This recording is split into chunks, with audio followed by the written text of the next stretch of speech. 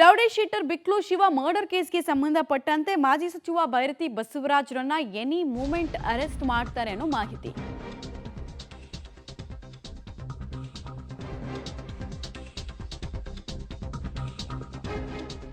ಯಾವುದೇ ಕ್ಷಣದಲ್ಲಿ ಮಾಜಿ ಸಚಿವ ಭೈರತಿ ಬಸವರಾಜ್ ಅರೆಸ್ಟ್ ಆಗುವಂತಹ ಸಾಧ್ಯತೆ ಇದೆ. ಭೈರತಿ ಬಸವರಾಜರನ್ನ ಪತ್ತೆ ಹಚ್ಚತಾನೇ ಇದೀವಿ ಅಂತ ಸಿಐಡಿ ಅಧಿಕಾರಿಗಳು ಹೇಳ್ತಾ ಇದ್ದಾರೆ. 3 ಟೀಮ್ ಅನ್ನ ರೆಡಿ ಮಾಡಿಕೊಂಡು ಗೋವಾ ಮತ್ತು ಪುಣೆಯಲ್ಲಿ ಅವರಿಗೋಸ್ಕರ ಸರ್ಚ್ ಆಪರೇಷನ್ ಕಂಟಿನ್ಯೂ ಮಾಡ್ತಾ ಇದ್ದಾರಂತೆ. ಭೈರತಿ ಬಸವರಾಜ್ ಆಪ್ತರ ಮೇಲೂ ಕೂಡ ಸಿಐಡಿ ಅಧಿಕಾರಿಗಳು ನಿಗಾ ಇಟ್ಟಿದ್ದಾರಂತೆ. ನಿಗಾ ಇಟ್ಟು ಅವ್ರು ಎಲ್ಲಿಂದ ಎಲ್ಲಿಗೆ ತಪ್ಪಿಸ್ಕೊಂಡು ಹೋಗ್ತಾ ಇದ್ದಾರೆ ಅನ್ನೋದು ನೋಡ್ತಾರೆ ಕೈ ಕಟ್ಟು ಕೂತು. ಮತ್ತೆ ಯಾಕೆ ಅರೆಸ್ಟ್ ಮಾಡ್ತೀವಿ ಅಂತ ಹೇಳ್ಕೊಳ್ತಾ ಇದ್ದಾರೆ, ಇದಂತೂ ಗೊತ್ತಾಗ್ತಾ ಇಲ್ಲ ನಮಗೆ. ಒಂದು ಕುತೂಹಲ ಅಂತೂ ಇದೆ, ಒಬ್ಬ ಶಾಸಕನನ್ನು ಅರೆಸ್ಟ್ ಮಾಡೋದಕ್ಕೆ ಎಷ್ಟು ಟೈಮ್ ಬೇಕಾಗತ್ತೆ? ಎಬ್ಸ್ಕಾಂಡ್ ಆಗಿದ್ದಾರೆ ಸರಿ, ಬಟ್ ಹ್ಯಾಬಿಚುವಲ್ ಕ್ರಿಮಿನಲ್ ರೀತಿ ಅಲ್ವಲ್ಲ. ಇವ್ರ ಬಗ್ಗೆ, ಇವ್ರ ಸುತ್ತಮುತ್ತ ಇರೋರ ಬಗ್ಗೆ ಎಲ್ಲ ಮಾಹಿತಿಗಳು ಗೊತ್ತಿರುತ್ತೆ. ಡೀಟೇಲ್ಸ್ ಕೊಡ್ತಾರೆ ನರಸಿಂಹಮೂರ್ತಿ.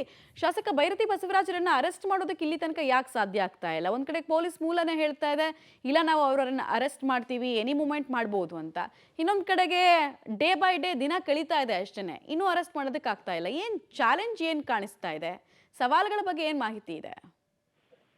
ಮಮತಾ, ಬಿಕ್ಲು ಶಿವನ ಕೊಲೆ ಪ್ರಕರಣದಲ್ಲಿ ಎಫ್ಐಆರ್ ಆರೋಪಿಯಾಗಿರುವ ಕೆಆರ್ ಪುರಂ ಶಾಸಕ ಭೈರತಿ ಬಸವರಾಜರ ಪತ್ತೆಗೆ ಸಿಐಡಿ ಒಂದಷ್ಟು ಕಾರ್ಯತಂತ್ರಗಳನ್ನ ಅನುಸರಿಸುತ್ತಿದೆ. ಕಳೆದ ಸೆಷನ್ ಅವಧಿಯಲ್ಲಿ ಕೊನೆಯ 2 ದಿನಗಳು ಅವರು ಸೆಷನ್ಗೆ ಅಟೆಂಡ್ ಆಗಿಲ್ಲ.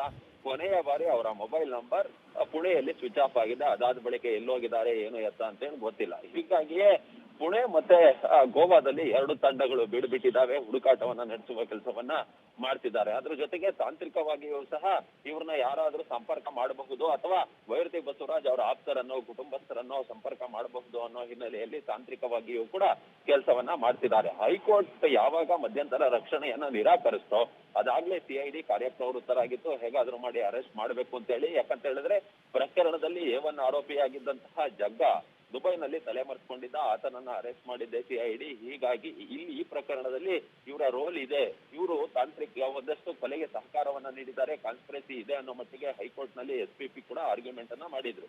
ಹೀಗಾಗಿ ಹೇಗಾದ್ರೂ ಮಾಡಿ ಅರೆಸ್ಟ್ ಮಾಡಬೇಕು ಅನ್ನೋ ಒಂದು ಶತಸಿದ್ಧವಾಗಿ ಸಿಐಡಿ ಕೆಲಸವನ್ನ ಮಾಡ್ತಿರುವಂತೆ ಕಂಡು ಬರ್ತಿದೆ. ಹೀಗಾಗಿ ಬಂಧನ ಭೀತಿಯಿಂದ ತಪ್ಪಿಸ್ಕೊಳ್ಬೇಕು ಅನ್ನೋ ಮಟ್ಟಿಗೆ ಇದೀಗ ಭೈರತಿ ಬಸವರಾಜ್ ತಮ್ಮ ಮೊಬೈಲ್ ಗಳನ್ನ ಸ್ವಿಚ್ ಆಫ್ ಮಾಡ್ಕೊಂಡಿದ್ದಾರೆ. ಎಲ್ಲೋಗಿದ್ದಾರೆ ಏನು ಎತ್ತ ಅಂತ ಹೇಳಿ ಗೊತ್ತಾಗ್ತಿಲ್ಲ.